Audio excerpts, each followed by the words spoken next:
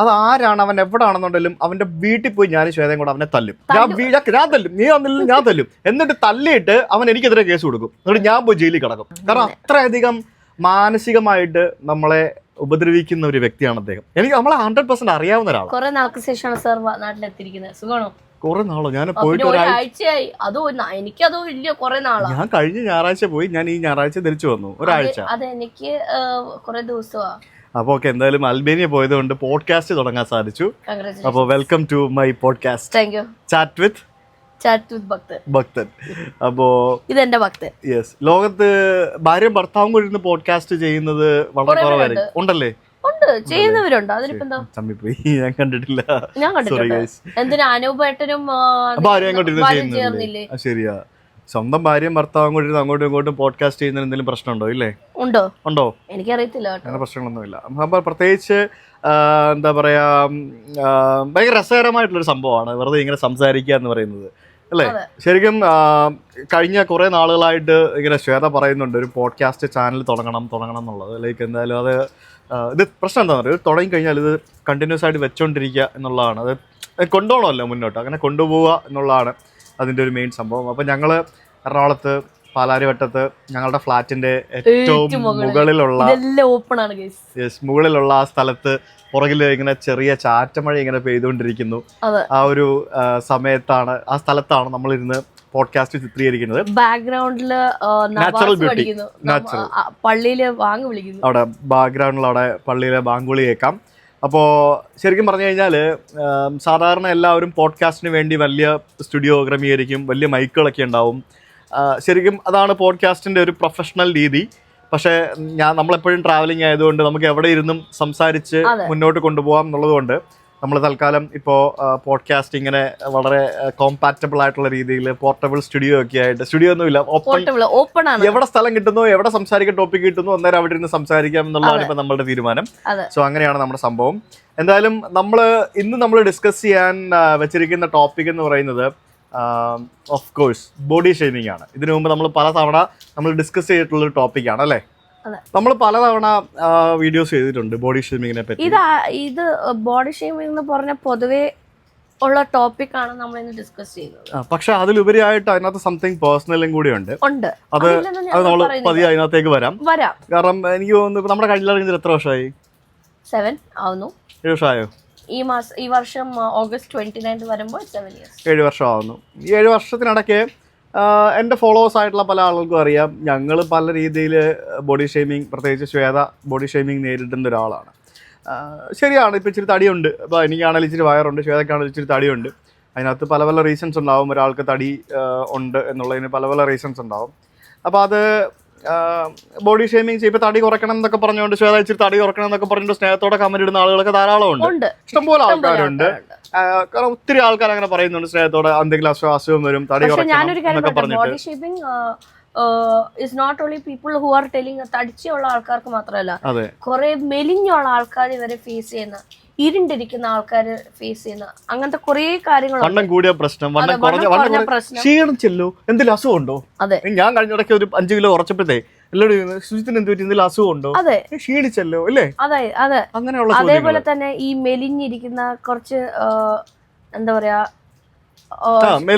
Skinny ആയിട്ടുള്ള ആൾക്കാർ പറയും. ഇപ്പൊ ഞാൻ തന്നെ പറഞ്ഞു, സ്കിന്നി ആൾക്കാർ പറയുന്നത് അതാണ്ട് അവള് സ്കിന്നി ആയിരിക്കും, എലുമ്പത്തി ആയിരിക്കും, ഇച്ചിരി വെളുപ്പ് കൂടിയ പറയുമ്പോ വെള്ളപ്പാറ്റ. അതെ, പിന്നെ പ്രശ്നം എന്തൊക്കെയാ പ്രശ്നങ്ങൾ ആൾക്കാർക്ക് മൊത്തത്തില്. പക്ഷെ അതൊക്കെ ഓക്കെ, ലൈക്ക് അതൊക്കെ പണ്ട് മുതലേ ഉള്ള കാര്യമാണ്. നിങ്ങൾക്ക് ഇപ്പൊ സോഷ്യൽ മീഡിയയിലൊക്കെ നിൽക്കുന്ന ആളുകൾക്ക് നിങ്ങൾക്ക് വിമർശിക്കാനുള്ള എല്ലാ റൈറ്റ്സും ഉണ്ട്.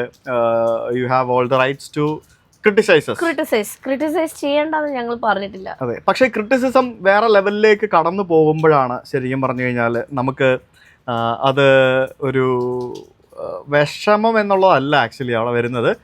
അത് നമുക്ക് ഹേർട്ട് ചെയ്യുന്ന ഒരു സംഭവമാണത്, അല്ലേ? ഇപ്പൊ കഴിഞ്ഞ കുറച്ച് ദിവസങ്ങളായിട്ട് ഒരു 6-7 മാസമായിട്ട് നമ്മളിപ്പോൾ അത് അനുഭവിച്ചുകൊണ്ടിരിക്കുകയാണ്. വീണ്ടും ഒരു മാനസിക രോഗി കാരണം. അതിനെപ്പറ്റിയൊക്കെ ഞാൻ പറയാം, ഞങ്ങൾ വരുന്നുണ്ട്. പക്ഷെ ഇറ്റ്സ് നോട്ട് അബൌട്ട് ഹേർട്ട്.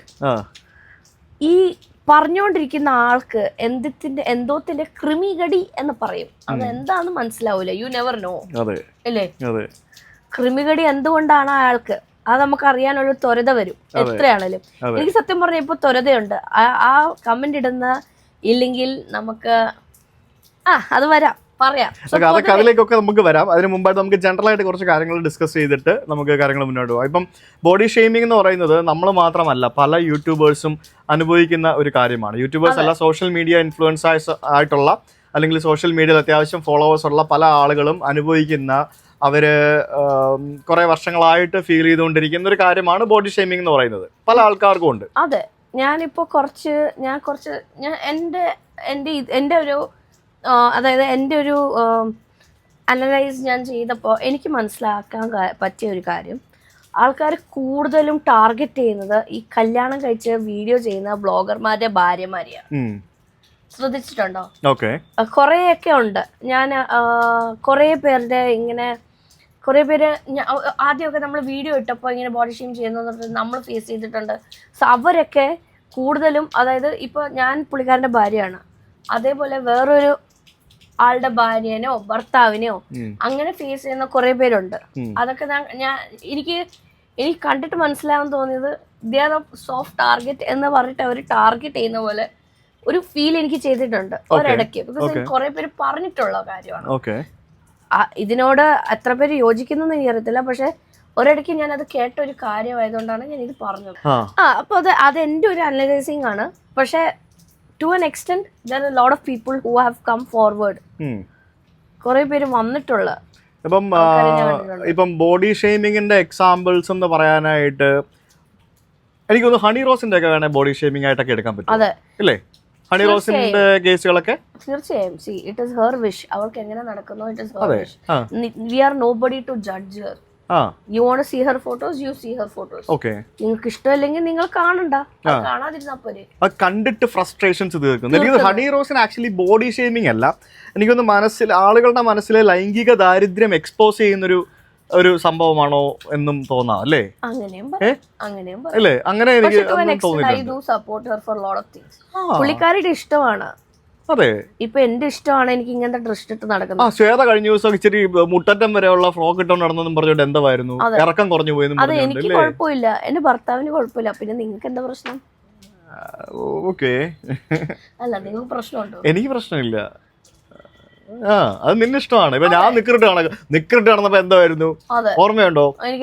നിക്കറിട്ടിട്ട് നടക്കുന്നു, നിക്കറിട്ടിട്ട് അവിടെ പോകുന്നു, ഇവിടെ പോകുന്നു, നിനക്ക് മാന്യമായ വസ്ത്രം ധരിച്ചുകൂടെ എന്നൊക്കെ പറഞ്ഞു. ഈ മുണ്ടെടുത്തിട്ട് മടക്കി കുത്തി എല്ലാം കാണിച്ച് നടക്കാം. ഇപ്പൊ ഒരു പ്രശ്നമില്ല.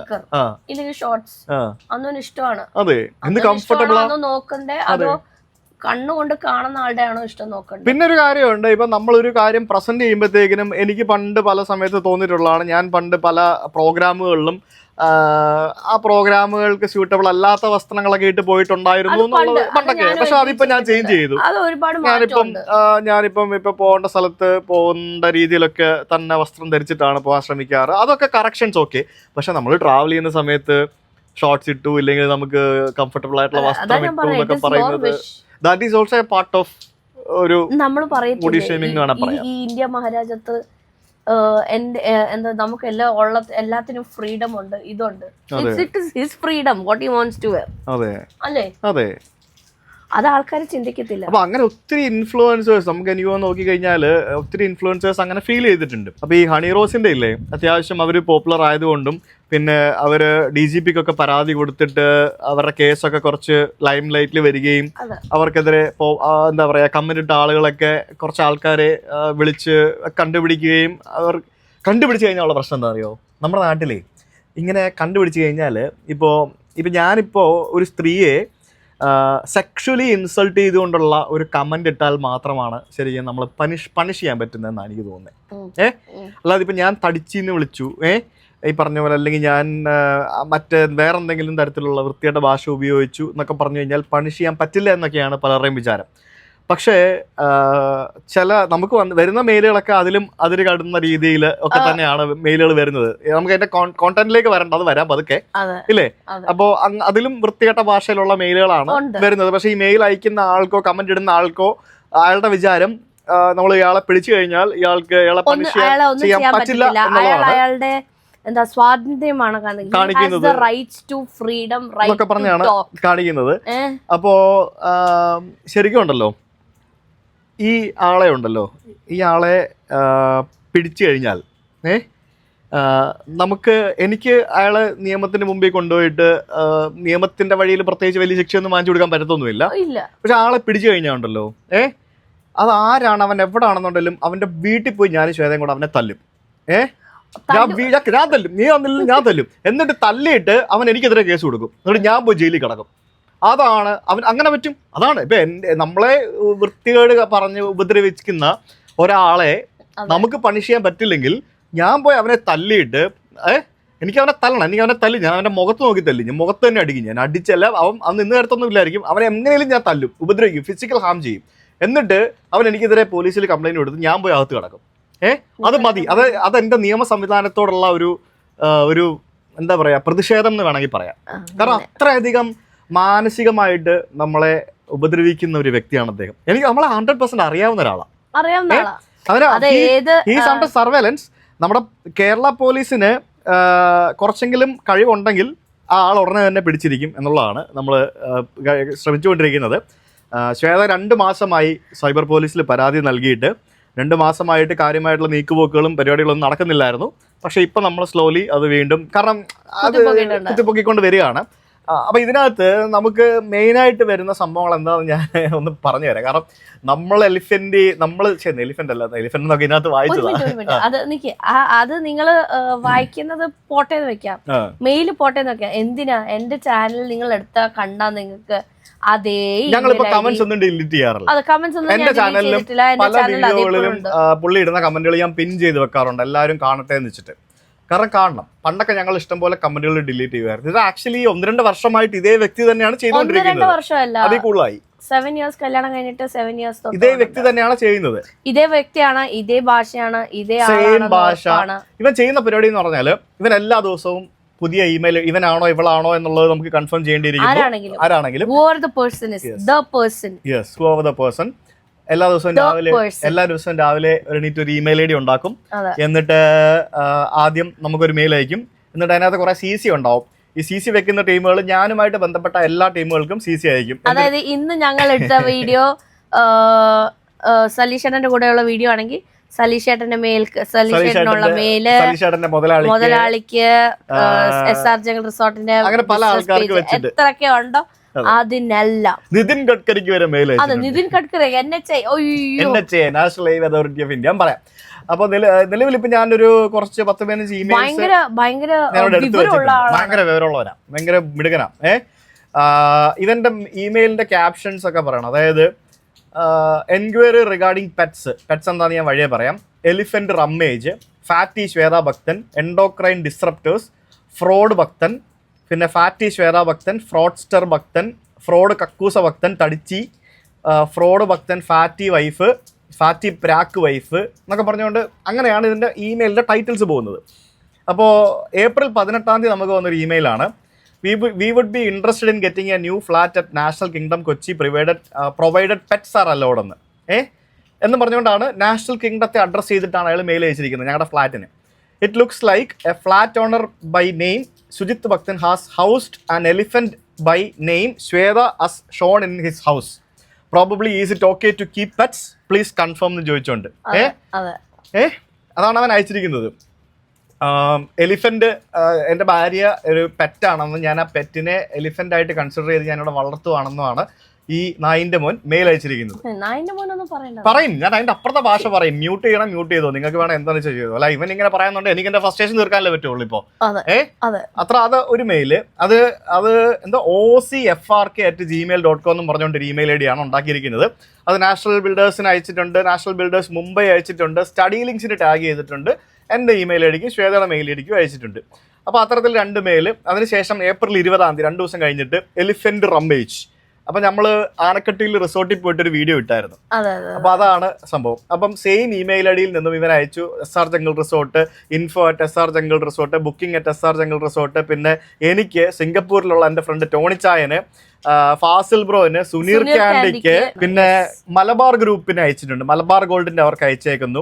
റിബൽ സിറ്റി ഡിസ്റ്റിലറി അങ്ങ് അയർലൻഡിലുള്ള മറ്റേ ചേച്ചി ഭാഗ്യ ചേച്ചിക്ക് അയച്ചിരിക്കുന്നു, ടേസ്റ്റ് നിബിൾസിന്റെ ആൾക്കാർക്ക് അയച്ചിരിക്കുന്നു. എന്നിട്ട് ചോദിച്ചിരിക്കുക, is your resort safe for staying? Last day we heard an elephant by name Shweta Bhakthan rummaged into your resort, ate everything you had in the resort, leaving everyone without food for decades, and then put feces everywhere, farted all around the place along with burping എന്നൊക്കെ പറഞ്ഞുകൊണ്ട് ഇവൻ mail അയച്ചിരിക്കുന്നു. And how much did the cheap guy Sujith Bhakthan pay to get his book written and who wrote the book for him എന്നൊക്കെ പറഞ്ഞുകൊണ്ട് എന്തോ ഒരു സംഭവം ഇവൻ അയച്ചേക്കാണ്. എൻ്റെ ഭാര്യയുടെ ഒരു ഫോട്ടോ അതിനകത്ത് അറ്റാച്ച് ചെയ്തിട്ടുണ്ട്. That is an insult. Okay, അടുത്ത മെയില് ഫാറ്റി ശ്വേത ഭക്തൻ. എൻ്റെ ഫ്രണ്ട് ജോമോൻ എന്ന് പറഞ്ഞ ഷെഫ് ലണ്ടനിൽ ഇവിടെ വന്നായിരുന്നു. അപ്പോൾ അവൻ അത് കണ്ടിട്ട് നെക്സ്റ്റ് ഡേ ഉണ്ടാക്കിയ മെയിലാണ്, ഏപ്രിൽ 27 തമ്പുരാൻ jomon@gmail.com. എന്നിട്ട് അവൻ അത് ഇതേപോലെ ആളുകൾക്ക് അയച്ചേക്കുക. എന്നിട്ട് സഹീർ ഭായി, ഹാരിസ് സമീർ അലി, ബൈജുവൻ നായർ, പിന്നെ കോണ്ടാക്ട് ഓട്ടോബയോഗ്രഫി, പിന്നെ ഈബുൾജെറ്റ്, അങ്ങനെ കുറച്ച് ആൾക്കാർ നമ്മളോട് വളരെ സ്നേഹത്തിലുള്ള നമ്മുടെ ഫ്രണ്ട്സ് ആൻഡ് ഫാമിലി ആൾക്കാരൊക്കെ അവർക്ക് കിട്ടുന്ന മെയിലുകളെ പറ്റിയൊക്കെ എന്നോട് ഇൻഫോം ചെയ്യാറുണ്ട്. ബാക്കിയുള്ള ആൾക്കാരൊന്നും പറയാറൊന്നുമില്ല, കാരണം അവർക്ക് ആവശ്യമൊന്നുമില്ലല്ലോ. അപ്പോൾ അവരെഴുതിയിരിക്കുന്നത്, നിങ്ങളൊക്കെ ഈ പരനാറി ഭക്തനെ എങ്ങനെ സഹിക്കുന്നു? ഈബുൾജെറ്റിനെ, അടുത്തൊരു വാക്ക് ഞാൻ പറയുന്നില്ല, അല്ലെങ്കിൽ പറയാം, ഈബുൾജെറ്റിനെ ഊമ്പിച്ചു പറ്റിച്ചു മൾട്ടിപ്പിൾ ഡാഡി സിൻഡ്രോം കാണിച്ചു. ഞാനോ? ചെയ്തോ? അതിൻ്റെയൊക്കെ സത്യാവസ്ഥ എല്ലാവർക്കും അറിയാവുന്ന കാര്യമാണ്. അതും പോരാത്തതിന് ഇവന്റെ പൊണ്ണത്തടിച്ച് കുള്ളത്തി ഭാര്യ ഇന്റർവ്യൂവിൽ വന്ന് ഈബുള്ളിനെ പ്രാഗി, തമ്മിലടിപ്പിക്കുകയും ഏഷണി പരദൂഷണിയാണ് ഇവന്റെ മെയിൻ, വിശ്വാസവഞ്ചകൻ, തരം കിട്ടിയാൽ പറ്റിക്കാൻ നടക്കുന്നവൻ, അങ്ങനെ കുറെ എന്നെ പറ്റി കുറെ എഴുതിയിരിക്കുന്നു. എന്നെ പറ്റി നീ എന്തുകൊണ്ട് എഴുതിക്കോ, എന്റെ ഭാര്യനും എന്റെ ഫാമിലിയെ പറ്റി നീ എഴുതരുത്, എന്നെ പറ്റി നീ എന്താണെന്ന് എഴുതിക്കോ, നീ ആരോട് എന്ത് വേണം പറഞ്ഞോ, നീ എന്ത് വേണം ചെയ്തോ, പക്ഷെ എന്റെ ഫാമിലിയെ പറ്റി പറയുന്നത് എനിക്ക് ഒരു റൈറ്റ്സും ഇല്ല. You don't have any rights. ഇതേ ഒരാളാണ് എന്റെ മോൻ എന്റെ വയറ്റിൽ കിടന്നപ്പോ എന്റെ മോനെ കുറിച്ച് പറഞ്ഞത്. അതെ, എന്നിട്ട് ഇവന്റെ തടിച്ച് ഭാര്യയ്ക്ക് ഡ്രൈവറായി ഇവന്റെ അനിയനെ വെച്ചു കൊടുത്തു. സ്വന്തം മോനെ 1 ലക്ഷം രൂപയ്ക്ക് പഠിപ്പിക്കുന്ന നാറി കാശിനോട് ആർത്തി മൂത്ത് ഒരു തടിച്ച് കുള്ളത്തിയെ കെട്ടി വിദേശ അന്യ സ്ത്രീകളുടെ കൂടെ വെള്ളമടിച്ച് നടക്കുന്നു. സാനി അയ്യപ്പനെ പോലുള്ള ചിക്സിനെ, തന്തവൈബ് പോലുള്ള അപ്പൂപ്പൻ ബേബി എന്നൊക്കെ ഇൻസ്റ്റയിൽ വിളിച്ച് ക്രിഞ്ചടിപ്പിക്കുന്നു. ആ കമന്റ് നീ കണ്ടല്ലേ? എന്താ സംഭവം? ബെഡ്റൂമിൽ ശയന സുഖം കിട്ടുന്നില്ല എന്ന് തോന്നുന്നു. ലൈക്ക് ഇങ്ങനെയുള്ള മെയിലും സംഭവങ്ങളാണ് ഇവൻ അയച്ചുകൊണ്ടിരിക്കുന്നത്.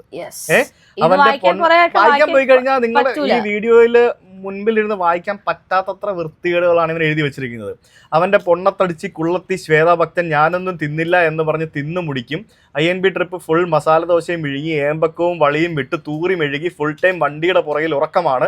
ബയോഗ്യാസ് ഉണ്ട് വണ്ടി.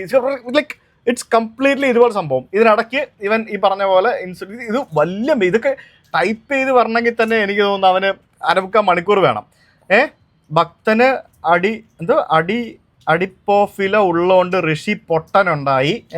വലുതാവുമ്പോൾ പൊണ്ണത്തടിച്ചിയുടെ മോൻ എന്ന് നാട്ടുകാർ കളിയാക്കുന്നത് കേൾക്കാനുള്ളവനാണെന്നൊക്കെ പറഞ്ഞിട്ടുണ്ടെങ്കിൽ അത്രയ്ക്ക് വൃത്തിയായിട്ട രീതിയിൽ. പിന്നെ നെക്സ്റ്റ് ഡേ അതിന് ഞാൻ റിപ്ലൈ ചെയ്തേ. കുറെ നാളായി ഞാൻ നിന്റെ ഇമെയിൽ കാണുന്നു, കമന്റുകൾ കാണുന്നു. നിനക്കിതിൽ നിന്നും എന്ത് സുഖമാണോ ലഭിക്കുന്നത് എന്ന് എനിക്ക് മനസ്സിലാവുന്നില്ല. അതെന്തായാലും നീ ഇരുന്ന് സുഖിച്ചോ, എനിക്കോ എൻ്റെ കുടുംബത്തിനോ ഇതുകൊണ്ടൊന്നും സംഭവിക്കാൻ പോകുന്നില്ല എന്ന് ഞാൻ പറഞ്ഞ് റിപ്ലൈ കൊടുത്തു. നിനക്ക് ഒരു തന്തയാണെന്നുണ്ടെങ്കിൽ നീ പറഞ്ഞിരുന്ന് ഡയലോഗ് അടിക്കാതെ എൻ്റെ അടുത്തേക്ക് നേരിട്ട് വാ. അതും പറ്റില്ലെങ്കിൽ നീ നിന്റെ സമയമൊക്കെ കളഞ്ഞിട്ട് ചെയ്ത് സുഖം നേടിക്കൊണ്ടിരിക്കും എന്ന് പറഞ്ഞാൽ മെയിൽ അയച്ചു. കാരണം നമ്മൾ ഇത്രയും നാൾ ഇതിങ്ങനെ വിട്ട് പോട്ടെ, ഇവൻ എത്ര ദിവസം ചെയ്യും എന്നൊക്കെ പറഞ്ഞിട്ടിരിക്കുകയാണ്. അപ്പോൾ അതിന് അവൻ റിപ്ലൈ തന്നിട്ടില്ല എനിക്ക്. പക്ഷേ ഇടയ്ക്ക് 1-2 തവണ ഞാൻ ഇമെയിൽ ചെയ്യുമ്പോഴത്തേക്കും ഇവൻ റിപ്ലൈ വരുന്നുണ്ട്. ഇവൻ ഓരോ പുതിയ ഇമെയിൽ ഐ ഡി ഉണ്ടാക്കും. എന്നിട്ട് അതേ ഇമെയിൽ ഐ ഡി വെച്ചിട്ട് യൂട്യൂബിൽ അക്കൗണ്ട് ക്രിയേറ്റ് ചെയ്തിട്ട് അന്ന് ഞങ്ങൾ ഇട്ട വീഡിയോയുടെയൊക്കെ താഴെ പോയി കമന്റ് ചെയ്യും. അതാണ് ഇവന്റെ മെയിൻ പരിപാടി. ഇവന്റെ ആണുകളുടെ ആണാറാണല്ലോ. അപ്പോൾ നെക്സ്റ്റ് ഡേ ഒരു ദിവസം ടേസ്റ്റ് നിബിൾസിന്റെ ഒരു പ്രൊമോഷൻ ഉണ്ടായിരുന്നു നമ്മുടെ ഒരു വീഡിയോയിൽ. അപ്പോൾ അത് കഴിഞ്ഞിട്ട് ഇവൻ പുതിയ ഇമെയിൽ ഐ ഡി ഉണ്ടാക്കി, untastyNibbles@gmail.com. എന്നിട്ട് ടേസ്റ്റ് നിബിൾസിന് അയച്ചു. പിന്നെ വേറെ ആർക്കൊക്കെയോ മെയിൽ പോയി, അവരുടെ തന്നെ കുറെ ആൾക്കാർക്കൊക്കെ മെയിൽ പോയി. എന്നിട്ട് പിന്നെ അവരുടെ പ്രോഡക്റ്റിനെ പറ്റിയും പിന്നെ ഞാൻ അത് പ്രൊമോട്ട് ചെയ്യുന്നതിനെ പറ്റിയും പിന്നെ അതിനകത്ത് ഈ പറഞ്ഞ പോലെ എന്താ പറയാ ശ്വേതനെ കളി എല്ലാത്തിലും ശ്വേത അവന്റെ ഒരു മെയിൻ ടാർഗറ്റാണ്. എന്റെ ബലമായ സംശയം ഇതൊരു സ്ത്രീ ആണെന്നാണ്. ആരാണേലും കാരണം എന്റെ ബലമായ സംശയം ഇതൊരു സ്ത്രീ ആണെന്നാണ്. ജെയിംസ് ജിബൂട്ടി എന്നും പറഞ്ഞുകൊണ്ടുള്ള ഒരു മെയിൽ ഐ ഡി ആണ് ഇവൻ ചെയ്തിരിക്കുന്നത്. പക്ഷെ ഇവൻ ഏതാനും വർഷങ്ങൾക്ക് മുമ്പ്, അതായത് ഇവന്റെ ഒരു ഇമെയിൽ ഐ ഡി കുറെ വർഷങ്ങൾക്ക് മുമ്പ് ഇവൻ യൂസ് ചെയ്ത ഒരു സംഭവം നമ്മൾ തപ്പിപ്പിടിച്ചെടുത്ത് വെച്ചിട്ടുണ്ട്. അത് സൈബർ സെല്ലിലെ ആൾക്കാർ എനിക്ക് എടുത്ത് തന്നിട്ടുണ്ട് ആ സാധനം. അത് വെച്ച് നിന്നെ ഞങ്ങൾ പൂട്ടും, അത് വെച്ച് നിന്നെ ഞങ്ങൾ പിടിക്കും. പിന്നെ അടുത്ത ഇമെയിൽ ഐ ഡി രാക്ഷസ രാജാവ് എന്നിട്ട് DC ബുക്സിനും പിന്നെ കേരള സാഹിത്യ അക്കാദമിക്ക് മെയിൽ അയച്ചിട്ടുണ്ട്, പിന്നെ കലാമണ്ഡലത്തിന് മെയിൽ അയച്ചിട്ടുണ്ട്, പിന്നെ ആരാ സെക്രട്ടറി സാഹിത്യ അക്കാദമി, മാതൃഭൂമി.com, അങ്ങനെ കുറേ ആൾക്കാർക്ക് ഞാൻ എൻ്റെ പുസ്തകം എഴുതിയതിനെ പറ്റിയുള്ള ഒരു സംഭവം. പിന്നെ അടുത്ത മെയിൽ ഫാറ്റി ശ്വേതാ ഭക്തൻ, തമ്പാനൂർ തുമ്പി. പിന്നെ അത് ആർക്ക് അയച്ചേക്കുന്നത്? അനിട്ട് ടീച്ചർ. നമ്മൾ ആ ബോബിറ്റിന്റെ സിസ്റ്ററിന്റെ വീട്ടിൽ പോയപ്പോഴത്തേക്കിനും അവരുടെ വീഡിയോ എടുത്ത സമയത്ത് അവർക്ക് അയച്ചിരിക്കുന്നത്. എന്നിട്ട് ഈ പൊണ്ണത്തൊടിച്ചൊക്കെ എങ്ങനെ വീട്ടിൽ കയറ്റുന്നു, വീട് മൊത്തം തിന്നു കയറും, പണിയെടുക്കാൻ മടിയായതുകൊണ്ട് തോട്ടത്തിൽ ഇറങ്ങിയില്ല, ആന കരിമ്പിൽ കാട്ടി കയറിയ പോലെ ഒരു വീട്ടിൽ കയറ്റിയ പറമ്പിൽ കയറില്ല, അൽപ്പൻ പരനാറി കക്കൂസ റിവ്യൂ ചെയ്യുന്ന എന്നൊക്കെ പറഞ്ഞുകൊണ്ട് കുറേ സംഭവങ്ങൾ. എന്നിട്ട് പ്രാക്ക കുറേ എന്താ പറയുക നശിച്ചു പോകും അങ്ങനെ ഷോ. അപ്പോൾ ഞാൻ തിരിച്ച് മെയിൽ അയച്ചു, നീ ആണാടെ പോടാ പുല്ലേ, നീ ആണാടെ നേരിട്ട് പാടാന്ന് പറഞ്ഞ് മെയിൽ അയച്ചു. അന്നേരം അവൻ തിരിച്ച് റിപ്ലൈ ചെയ്തേക്കുവാണേ, നീ വിളിക്കുന്ന എടുത്തു വരാൻ നിന്റെ പൊട്ടൻ തന്ത രഘുനാഥ ഭക്തനോട് പറ, I don't take orders from you എന്നും പറഞ്ഞുകൊണ്ട്. കാരണം ഞാൻ അവനെ പ്രൊവോക്ക് ചെയ്യുമായിരുന്നു. അവൻ പ്രൊവോക്ഡ് ആവണം, അവൻ പ്രൊവോക്ക് ചെയ്തിട്ട്. അപ്പം ഞാൻ തിരിച്ചു പറഞ്ഞു, നിനക്ക് ഇതിൽ നിന്ന് എന്ത് സുഖമാണ് ലഭിക്കുന്നതെന്ന് എനിക്കറിയില്ല. നിനക്ക് എന്നോട് എന്തെങ്കിലും ദേഷ്യം ഉണ്ടെങ്കിൽ അത് എന്നോട് പറഞ്ഞു തീർക്കണം, അല്ലാതെ ഇങ്ങനെ ചെയ്യരുത്. ദയവായി എൻ്റെ ഭാര്യയും മകനെയും കുടുംബത്തെയും വെറുതെ വിടുക എന്ന് ഞാൻ പറഞ്ഞു. അതിന് റെസ്പോൺസ് ഒന്നുമില്ല. കാരണം അവൻ അപ്പോഴത്തേക്ക് ആ ഇമെയിൽ ID ഡിലീറ്റ് ചെയ്തിട്ടുണ്ടാവണം. അത് അവൻ കണ്ടിട്ടുണ്ടോ ഇല്ലെന്ന് അറിയത്തില്ല. അടുത്തത് സന്തോഷ് ജോർജ് ഉള്ളങ്ങരയ്ക്ക് അയച്ച മെയിലാണ്. ഇത്തിൽ കണ്ണി ഭക്തൻ എന്നും പറഞ്ഞുകൊണ്ടൊരു ഇമെയിൽ ID ഉണ്ടാക്കിയിട്ട് അദ്ദേഹം ഇതേപോലെ തന്നെ നമ്മൾ എന്താ പറയുക നമ്മളെ പറ്റി കുറേ കാര്യങ്ങളും പിന്നെ അങ്ങനെ ഇങ്ങനെ കുറേ സംഭവങ്ങളൊക്കെ പറഞ്ഞുകൊണ്ട്, അതായത് ഈവൻ നമ്മുടെ പണ്ട് മുതലേ നമ്മളെ അടുത്തറിയാവുന്ന, നമ്മളെ കൃത്യമായിട്ട് ഫോളോ ചെയ്യുന്ന, നമ്മുടെ എല്ലാ വീഡിയോസും ഒന്നും വിടാതെ കാണുന്ന ഒരു വ്യക്തിയാണ്. മനസ്സിലായില്ലേ? അത്രയും അടുത്ത ഒരു വ്യക്തിയാണ് ഇവൻ.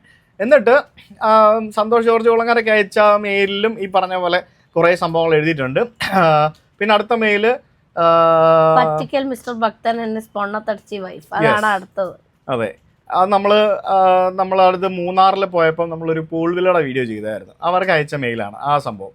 അത് ഈ പറഞ്ഞ പോലെ അപ്പോഴത്തേക്ക് ഞാനിത് കൂടുതലായിട്ട് ഇവനെ കണ്ടുപിടിക്കാനുള്ള ഒരു കാര്യം തീർത്തു ഇവനെ കണ്ടുപിടിച്ചാൽ പറ്റുമോ എന്നുള്ള രീതിയിൽ നമ്മൾ ചെയ്തിരിക്കുകയാണ്.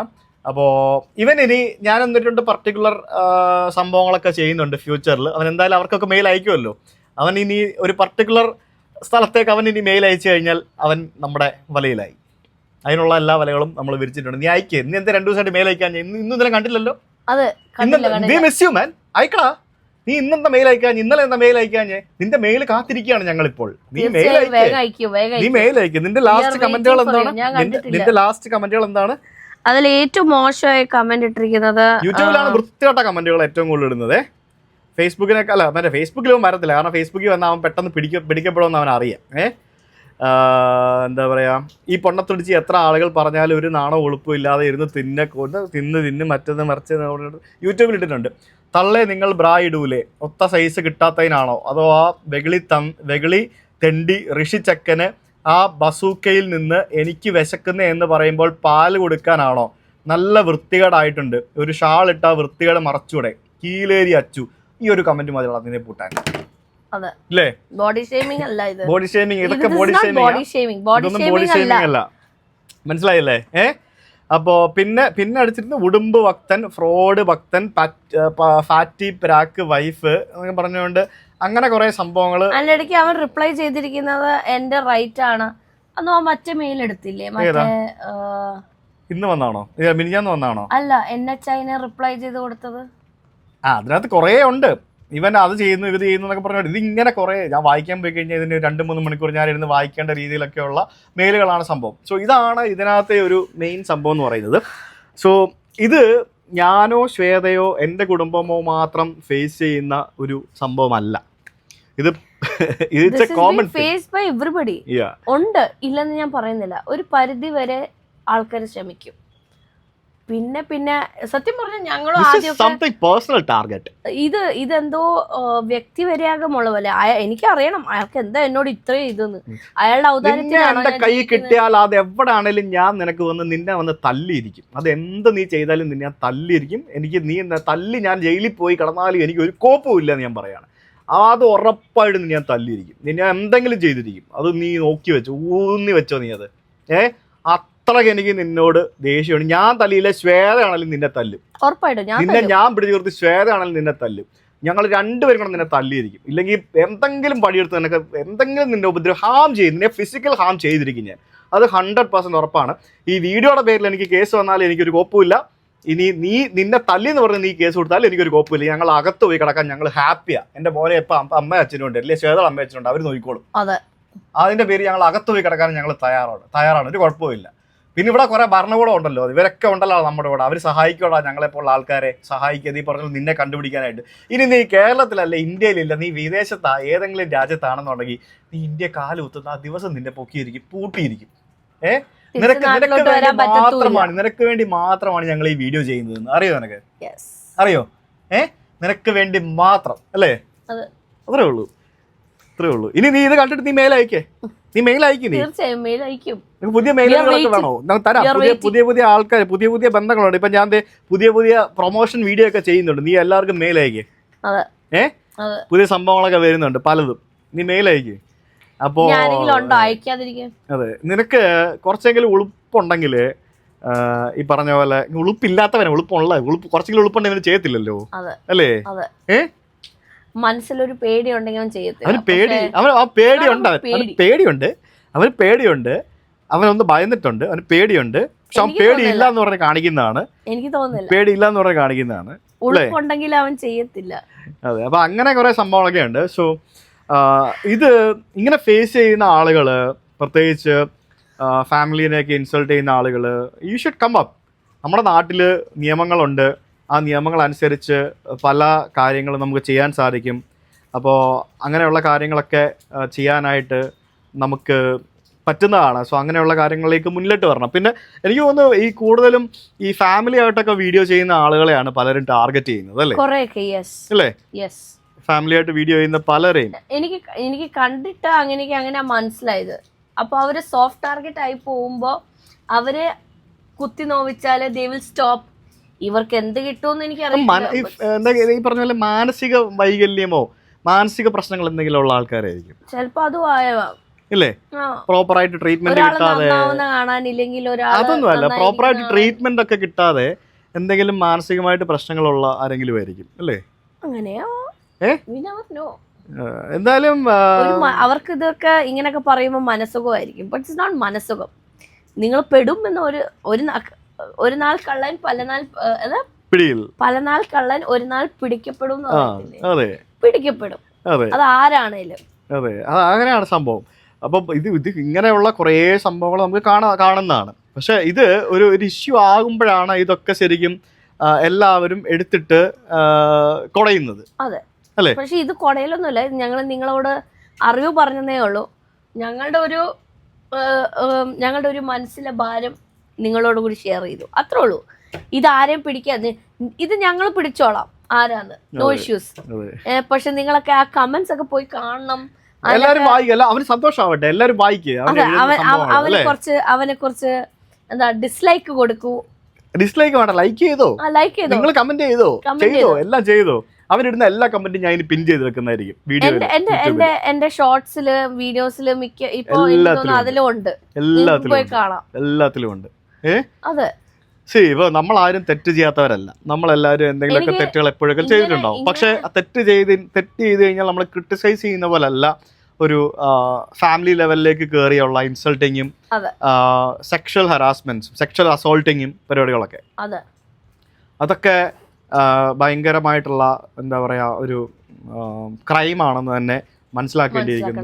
അവൻ ഇപ്പോഴും വിചാരിച്ചിരിക്കുന്നത് ഇതൊന്നും ക്രൈം അല്ല, ഇതിനകത്ത് ക്രൈം ഒന്നും ഇല്ല എന്നുള്ളതാണ്. അവന്റെ ഫണ്ടമെന്റൽ റൈറ്റ്സ്, അതായത് അവന് റൈറ്റ്സ് ഉണ്ടെന്ന് ക്രിട്ടിസൈസ് ചെയ്യാനും മുഖത്ത് നോക്കി പറയാൻ. അവന് ഈ ഇന്ത്യയിലെ മഹാരാജ്യത്ത് അവൻ താമസിക്കുന്നത്, ക്രിട്ടിസൈസ് ചെയ്യാൻ റൈറ്റ്സ് ഉണ്ട്. എങ്ങനെയാണെന്നറിയാവോ? ഇപ്പം ടോള് പിരിക്കുന്നത്, തൃശ്ശൂർ പാലിയേക്കര ടോള് പിരിക്കുന്നത് പരമ ചെറ്റത്തരമാണെന്ന് പറഞ്ഞ് ക്രിട്ടിസൈസ് ചെയ്യാൻ റൈറ്റ്സ് ഉണ്ട്. പക്ഷേ അതിനെ ഭാഷ ഒന്ന് മാറിപ്പോയി കഴിഞ്ഞാൽ അത് ക്രിറ്റിസിസം അല്ല, അതിന് പറയുന്നത് വേറെ അർത്ഥമാണ്. മനസ്സിലായില്ലേ? അപ്പോൾ നമ്മുടെ നാട്ടിൽ നല്ല പൊതുവേ ഉള്ളൊരു സംഭവമാണ് ഈ കൊച്ചു കുട്ടികൾക്കൊക്കെ നമുക്ക് ചെറുപ്പകാലം മുതൽ നമ്മൾ കൊടുക്കേണ്ട ഒരു സംഭവമുണ്ട്. എന്താണെന്നറിയോ? How to use social media എങ്ങനെ ഉപയോഗിക്കാം. സോഷ്യൽ മീഡിയ ഏത് രീതിയിൽ ഉപയോഗിക്കണം, സോഷ്യൽ മീഡിയയിൽ എങ്ങനെ പ്രസന്റ് ചെയ്യണം, സോഷ്യൽ മീഡിയയിൽ ഏത് രീതിയിൽ റെസ്പോണ്ട് ചെയ്യണം, എങ്ങനെ കമന്റുകൾ ചെയ്യണം എന്നൊക്കെ ഉള്ളത് അതിപ്പോഴും കുറെ പേർക്ക് അറിയത്തില്ല. അതെ, സത്യം പറഞ്ഞാൽ അറിയത്തില്ല. ഒരു പരിധിവരെയൊക്കെ ഫേസ്ബുക്കിലാണ് അത് കൂടുതലായിട്ടുള്ളത്.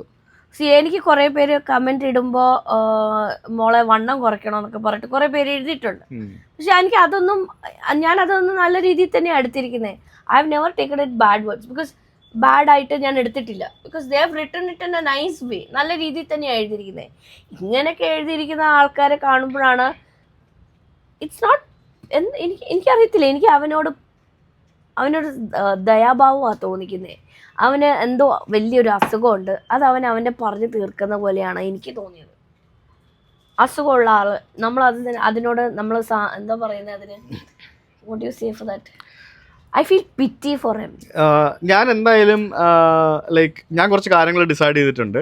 നമ്മളിവിടുന്ന് ഇപ്പം മെയ് 19 അല്ലേ ഇത്, നമ്മളിവിടുന്ന് ഒരു 2-3 വീക്സ് ഒരു ഡെഡ് ലൈൻ വെച്ചിട്ടുണ്ട്. ഈ ഒരു ഡെഡ് ലൈനിനുള്ളിൽ നമുക്ക് ഇവനെ കണ്ടുപിടിക്കാനോ പിടിക്കാനോ പൂർണ്ണമായിട്ട് ഇവനെ, ഇപ്പോൾ നമുക്ക് ഏകദേശം കുറച്ച് ധാരണകളൊക്കെ ഉണ്ട് ആരാന്നുള്ളത്, അത് ഫൈനലൈസ് ചെയ്യണം, അത് കൺഫേം ചെയ്യണം. കാരണം നമുക്ക് കൺഫേം ചെയ്താൽ മാത്രമേ നമുക്ക് ടാർഗറ്റ് ചെയ്യാൻ പറ്റുള്ളൂ. അത് കൺഫേം ചെയ്യാനോ പൂർണ്ണമായിട്ട് നമുക്ക് ഇവനെ കണ്ടുപിടിക്കാനോ സാധിക്കാത്ത ഒരവസ്ഥ വരികയാണെന്നുണ്ടെങ്കിൽ ഇത് ഞാൻ നെക്സ്റ്റ് ലെവലിലേക്ക് ഞാനിത് കൊണ്ടുപോകാനുള്ള ഒരു പരിപാടി തന്നെയാണ്. ഏത് മുഖേനയും നിന്നെ കണ്ടുപിടിച്ചിരിക്കും, നിന്നെ പൂട്ടിയിരിക്കും. അതെങ്ങനെയാണ്, നിന്നെ പൂട്ടാൻ പറ്റിയില്ലെങ്കിൽ നിന്നെ തല്ലിയിരിക്കും. എനിക്ക് നിന്നെ ഒരു ദിവസം നിന്നെ റിമാൻഡ് ചെയ്തിരിക്കും. അത് എൻ്റെ ഒരു വാശിയാണ്. ഒരു ദിവസം ഈ കേസിൻ്റെ പേരിൽ നീ ജയിലിൽ കിടക്കണം. അത് നീ കടന്നില്ലെങ്കിൽ, അത് നിനക്ക് കിടക്കാനുള്ള വകുപ്പ് ഈ നാട്ടിൽ നിയമം ഇല്ലെങ്കിൽ നിന്നെ തല്ലിയിരിക്കും. ഞങ്ങൾ രണ്ടും കൂടെ തല്ലിയിരിക്കും. ഇതിലൊന്ന് ഞങ്ങൾ ചെയ്തിരിക്കും. ഇല്ല, നമുക്ക് ഇവനെ പിടിച്ചിട്ട് ഇവന്റെ വീട്ടിൽ പോയിട്ട് ഇവന്റെയൊക്കെ വീഡിയോ എടുത്തിട്ട് നമുക്ക് ഇടാല്ലേ. എന്നിട്ട് അവൻ നമുക്കെതിരെ ഡിഫമേഷൻ കേസ് കൊടുക്കും. ഡിഫമേഷൻ കേസ് കൊടുക്കാൻ പോയാൽ we already have a case on top of him. How he'll go for a defamation case? അപ്പൊ ഞാൻ കേസ് നടത്തും. നമ്മള് കേസ് നടത്തും. അത്രേ ഉള്ളൂ. നമുക്ക് അയാളെ എക്സ്പോസ് ചെയ്യണം. എൻ്റെ ആഗ്രഹം അത് മാത്രമാണ്. ഇതാണ് ആളെങ്കിൽ ഇതാണ് ആളെന്ന് പറഞ്ഞിട്ട് എനിക്ക് ആ ഒരു വീഡിയോ ചെയ്തിട്ട് എല്ലാവരെയും കാണിക്കണം. This is the only thing. I will not hit you. Probably ഒരു അടി എന്റെ കയ്യിൽ നിന്ന് ചിലപ്പോ കരുണക്കുട്ടിക്ക് വീണും. പക്ഷെ എന്റെ ആഗ്രഹം, അവൻ ചോദിക്കും എന്റെ കൈ എന്നെ മാങ്ങ പറിക്കാൻ പോകുമെന്ന്. മാങ്ങ പറിക്കാൻ പോകുന്നൊക്കെ നമുക്ക് അന്നേരം നോക്കാം. എന്തായാലും സോ എന്താ പറയാ, this is an open challenge മോനെ. അതെ, എന്തായാലും എടി ഞാൻ എല്ലാരും ഇവന് പറയുന്ന ഓരോ കാര്യങ്ങളുണ്ടല്ലോ. നിന്റെ അമ്മായിവൻ ഭയങ്കര റിച്ചാ അല്ലേ? എനിക്ക് സ്ത്രീധനമായിട്ട് കുറെ കാശ് വന്നിട്ടുണ്ടല്ലേ? ഭയങ്കര റിച്ചാ അല്ലേ? അല്ലേ? 2 കോടി അപ്പം തന്നില്ലേ? 2 കോടിയല്ല, 4-5 കോടി തന്നില്ല. 2 കോടി 5 കോടിയോ എന്തല്ലേ? നമ്മൾ ഫ്ലാറ്റ് വാങ്ങിച്ചു, ഫോർച്യൂണർ വാങ്ങിച്ചു. പിന്നെ കോഴഞ്ചേരിയില് എന്താ 7 വർഷത്തിന്റെ മാരേജിന്റെ ഇടയ്ക്ക് ഞങ്ങൾ ഇപ്പോഴാണ് ഇങ്ങോട്ടേക്ക് മാറിയത് ആ കാശ് വെച്ചിട്ട്. അതെ, കല്യാണം കഴിഞ്ഞ് 7 കൊല്ലമായി. എന്താ നിന്റെ അപ്പൻ എന്ത് ചെയ്യുമായിരുന്നു ബഹ്റൈനില്?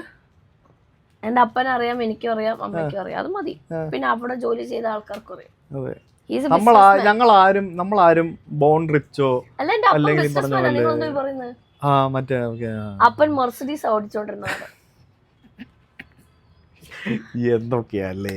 അയ്യോ, ശരിക്കും ഉണ്ടല്ലോ ശ്വേത, ഞാനിങ്ങനെ ഓരോ ആളുകളുടെ ഞാൻ ഈ ക്ലോസ് ആയിട്ട് ഈ പല ആളുകളുടെയും ഫാമിലി ഓഡിയൻസ് ഒക്കെ ഉള്ള ആളുകളുടെ ഫാമിലി വ്ളോഗൊക്കെ ചെയ്യുന്ന ആളുകളുടെ കമന്റ് സെക്ഷൻസ് ഒക്കെ ഞാൻ നോക്കാറുണ്ട് ഇടയ്ക്കിടയ്ക്ക്.